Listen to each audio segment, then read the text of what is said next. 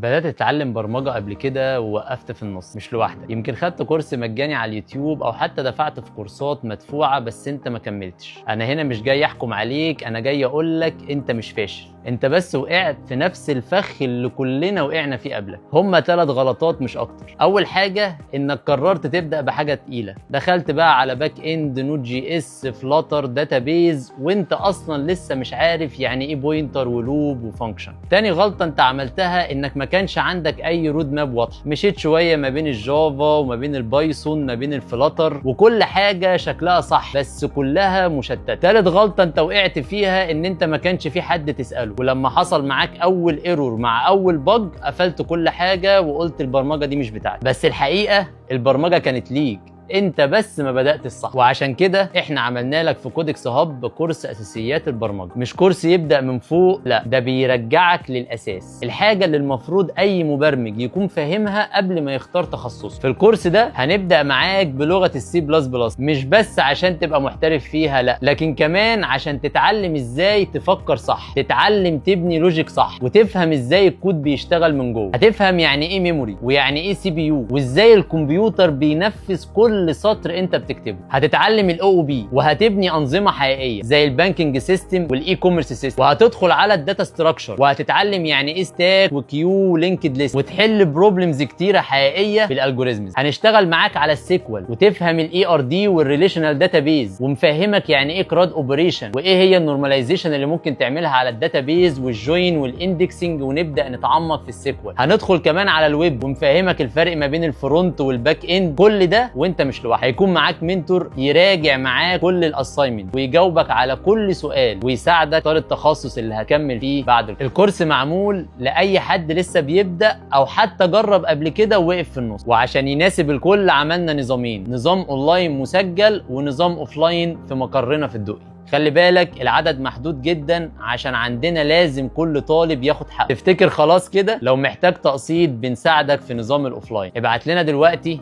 عشان تلحق تحجز مكانك قبل ما نقفل الحجز.